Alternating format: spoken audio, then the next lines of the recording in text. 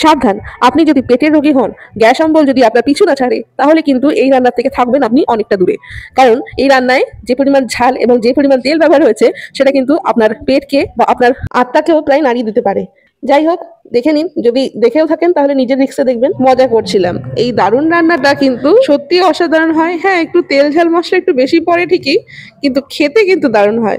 Cholesterol, তেল মাত্রা দূরে রেখে একদিন নিজের টেস্ট বাডকে একটু ভালো রাখতে এই রান্নাটা অবশ্যই ট্রাই করতে পারেন। Hello everyone, cooking with mom চ্যানেলে আপনাদের সকলকে স্বাগত জানাই। এর আগেও বহুবার এই রেসিপিটা আমি দেখিয়েছিলাম, কিন্তু কেন জানি আমার মনে হলো আপনাদের সাথে শেয়ার করি, তাই না থাকতে পেরে আবারও আজকে শেয়ার করলাম। যারা আগেও দেখেছেন তারা বুঝতেই পাচ্ছেন আজকে রেসিপি হলো কাঁচা মাছ। মাছগুলোকে ধুয়ে ভালো করে নুন হলুদ মাখিয়ে 10 মিনিটের মতন রেখে দেওয়া হয়েছিল। এরপরে একটা মিক্সিং বোলের মধ্যে সব মাছগুলোকে নেওয়া হয়েছে। আমরা পেটির মাছ চয়েস করেছি, আপনারাও পারলে পেটির মাছগুলোই চয়েস করবেন।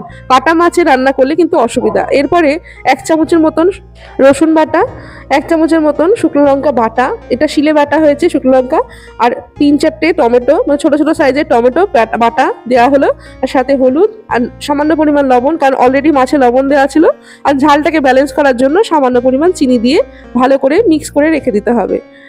এই ম্যারিনেশনটা কিন্তু খুবই দরকারি। এই ম্যারিনেশনটা না হলে কিন্তু মাছের স্বাদটা সেরকম হবে না।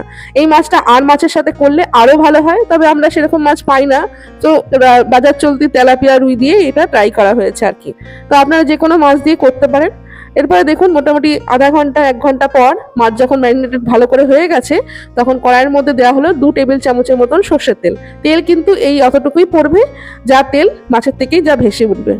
এরপরে তেলের মধ্যে দিয়ে দেওয়া হলো আগের থেকে ম্যারিনেট করে রাখা মাছগুলো এই মশলা শুদ্ধ সমস্তটাই দিয়ে দিতে হবে তেলের মধ্যে। তেলের পরিমাণ বেশি লাগছে, তো তেলের পরিমাণ বেশি হবে অ্যাকচুয়ালি। এই মাছটাতে কোনো ঝোল হবে না, কিন্তু এই মাছের তেল দিয়ে পুরো রান্নাটা খাওয়া হবে কিন্তু। তাই একদিন একটু যদি অন্যরকম খেতে ইচ্ছা হয়, তাহলে এই রান্নাটা ট্রাই করতে পারেন। দেখুন, বাড়িতে তেল মশলা একটু বেশি হতেই পারে, তাতে কিন্তু শরীরে সেরকম মনে হয় না ক্ষতি হয়। আপনারা চাইলে কিন্তু অন্যরকম, মানে মাছের যখন দেখছেন তেলের পরিমাণটা বেশি হয়েছে, তখন আনুষঙ্গিক যে জিনিসগুলো, সেটা তেল কম দিয়ে রান্না করতেই পারেন। বা রাত্রের খাবারটাতে, ডিনারটাতে একটু অন্যরকম কিছু খাবার খেলেন, সাদা মাটা কিছু খাবার খেলেন, এইভাবে ব্যালেন্স করলে কিন্তু তেল খাওয়াটা একেবারে ক্ষতিকারক কিছু নয়। আচ্ছা, যাই বলি, অনেকেই দেখেছি আমার ভিডিওতে এসে কমেন্ট করেন যে আপনারা এত পরিমাণ তেল দেন কেন, এত পরিমাণ মশলা দেন কেন। বড় বড় হোটেল রেস্তোরাঁতে যখন কেজি কেজিখানে ঘি বা তেল ঢালা হয়, তখন কিন্তু তাদের ব্যাপারে কেউ কিছু বলে না। তাদের দোকানে ঠিক লাইন দিয়ে কিন্তু সবাই খাবার কেনে বা খাবার খায় আর প্রশংসাও করে। ঘরে একটু তেল ঢাল মশলা কম হলেই বা কি হয়েছে, কি জানি না, বুঝি না বাবা। যাই হোক, দেখুন রান্না প্রায় শেষের দিকে। রান্না এরকম ভালো করে মশলা ভালো করে ভাজা হয়ে গেলে উপর থেকে ধনেপাতা ছড়িয়ে দিয়ে আরো মোটামুটি 10 থেকে 15 মিনিটের মতন দিয়ে দেওয়া হলো। ব্যাস রেডি আমাদের কাঁচা মাছের ঝাল। এরপরে প্লেটিং এর পালা। প্লেটটা দেখছেন তো, এই প্লেটটা আমার বাবার হাতে কেনা। আমরা খুব যত্ন সহকারে এই প্লেটটা রেখে দিয়েছি, এখনো এটা রেখে দিয়েছি, কারণ এটা দেখলেই যেন বাবার কথাটা বেশি মনে পড়ে যায়।